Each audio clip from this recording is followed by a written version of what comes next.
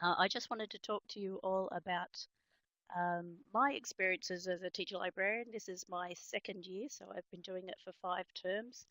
And to let you know that um, my experiences so far has been pretty much of a roller coaster ride, really. Um, I, having just seen Kathy's presentation, I'm really impressed with what potential there is in the job for me, and I guess for all new teacher librarians, but I don't know where she finds the time to do what she does.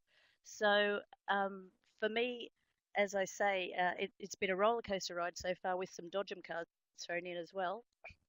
Pardon me. There are so many things in the library, as you know, that has to be done to make sure that the library works properly for everyone, that sometimes I wonder if I'll actually ever get to finish a single job. When I first started in my role, it's 4 days a week. It started as 4 days, it's still 4 days. And I hadn't quite finished my master's degree, but I found that I couldn't really use a lot of what I was learning in the master's degree directly. And my learning was going to come from day to day on the job. And I suspect that's how most of us find the job when we first started. It was and it still is a pretty steep learning curve. When I first moved into the library, it's a very tiny library, but yeah, don't forget to breathe. I had no library policy, and I still don't have a library policy. I'm planning on updating the very old. As I said, I have no library policy. I had no previous programs or notes, and that actually made things really difficult because during the master's degree, I found we didn't actually get to write programs. So I came into it thinking, what on earth am I supposed to be teaching? I have these vague ideas, but I don't really know what it is. So that was a bit scary. Looking around my library, it's a very small library, so it didn't take me very long. But I had so many outdated resources. The person before me had started to do a weed, but before that, there hadn't been a weed done for such a long time. And my books were totally crammed onto the shelf, so the kids couldn't actually pull out and have a look to see without breaking their fingers. It was really quite uncomfortable, unattractive, and not a workable space. As I said, it was also a really crowded library space. I had 16 computers, 6 of which didn't work, but they were all sort of stuck around the library. It was a very unattractive space. My first staff development day, wow, that was an experience. I opened the doors and smiled and pretty much felt like I got raided, all as they helped themselves to the book boxes and all the different resources that I hadn't even encountered. So it was very interesting. So I finished my first day and I sort of stood back and went, wow, that was really freaky.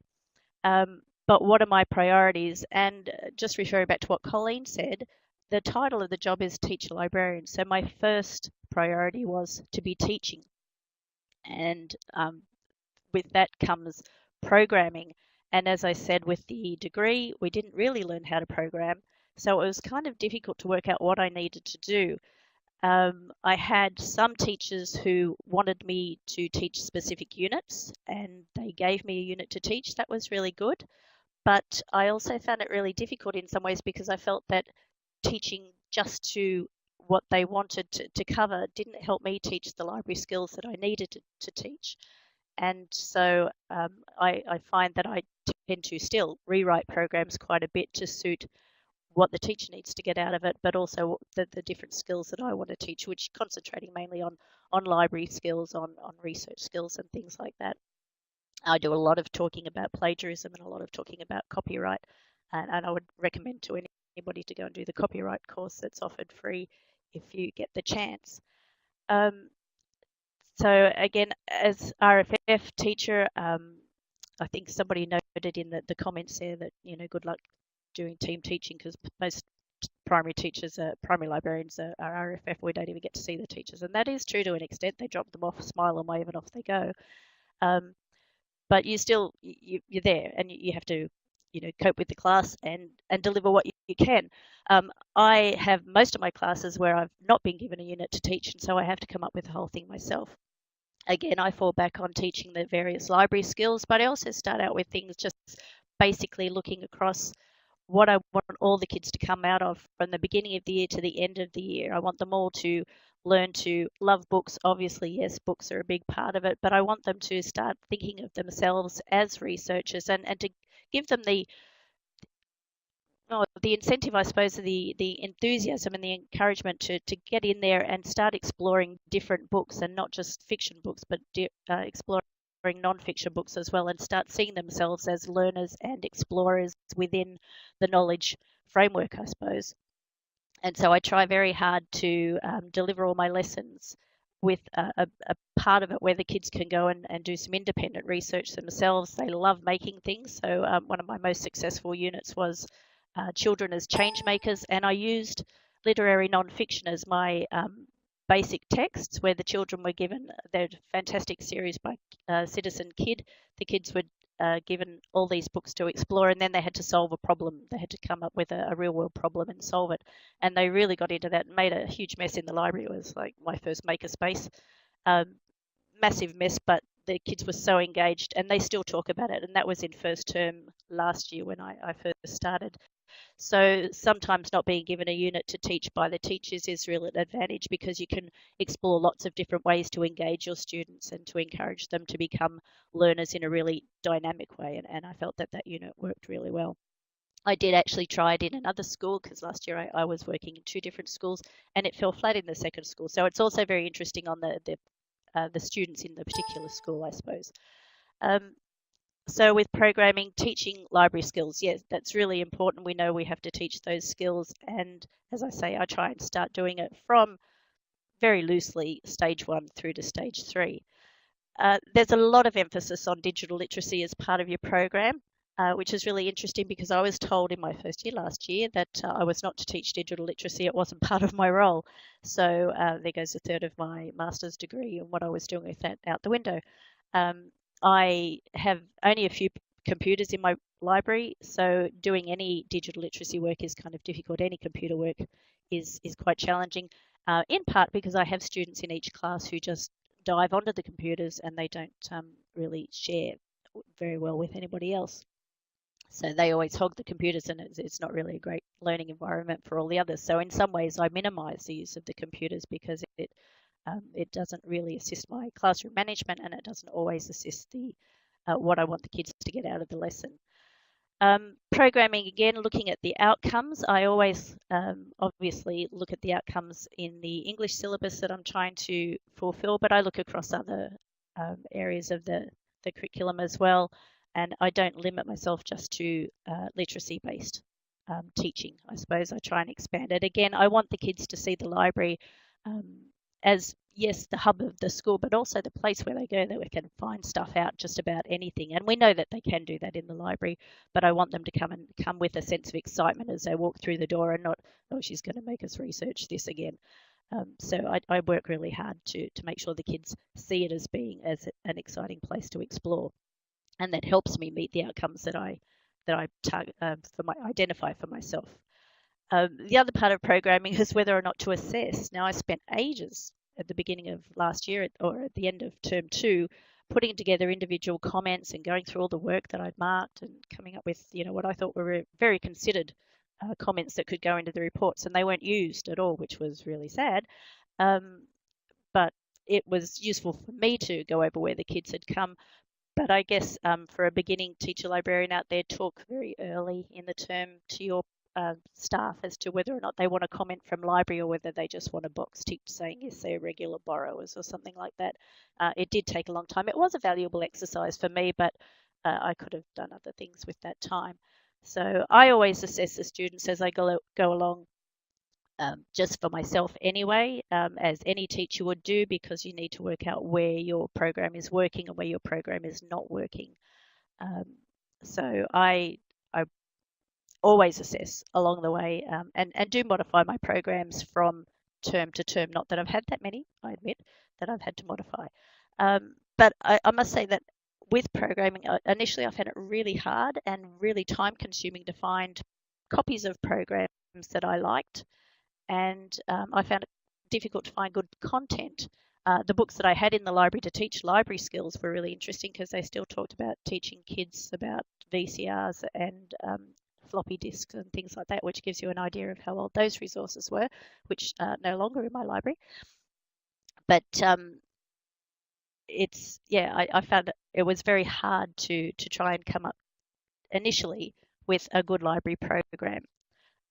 So from that, my programming tips were I actually have a TL buddy who lives on the Central Coast, and she and I get together each holidays and we share our programming ideas and we come up with a plan and we pretty much stick to it, which is always a good thing. Um, but it's great having that other person that you trust and that's been on the journey with you too, because she started, I think, in the library a year before me, but we were doing the degree at the same time, which is how we actually met. So we've been able to work with each other and help each other grow, and that's really good. I think that's really important, to have that one-on-one buddy or maybe just a small group. Um, have a big picture plan, and again, I say that's where I want to see where my kids come in at early stage one and move through to year six. How do I want them to progress each year? There are lots of scope and sequences around for libraries. I know we don't have an official one, or I don't think we have an official one. If we have, I haven't found it. But you need to adapt them. So have a look and pull out the bits that you want. Obviously, for me, a scope and sequence from another school with a heavy emphasis on digital literacy isn't really going to work for me because I don't have that opportunity yet, she said. But for other teacher librarians out there who do have the go ahead to teach digital literacy, then there are some really good scope and sequences out there that you can use. My other tip, I still love making resources and doing that sort of thing, but I want to have a life as well. So um, Teachers Pay Teachers and similar sites like that, they're so easy. For a few dollars, you can buy some really good resources, and obviously you can use them over and over again, and so you can design some units of work around the particular resources because they're the ones that are really going to grab the kids' attention, and they love the games, they love some of the things that we've been doing, and I'm just really pleased that Teachers Pay Teachers is out there. So I'd encourage people to stop being a martyr and sitting up all night making up these resources and laminating them or whatever, and just jump onto one of those sites and try and find something that suits your purposes, because yes, there's more to life than work, as we know. The other thing that I would say too with programming is know your collection, and that's one of the things that I found very interesting and challenging when I first came to the library. I would say week 3 or 4, I remember a teacher being totally shocked that I didn't know all the books that I had in the library. And I pointed out that, yes, I was new to the library, so I was still learning what was in there, but I was also new to being a teacher librarian. So I didn't have, a big background of all these different books that had ever been published. So you need to get to know your collection so you can support your teachers, but also support your own work.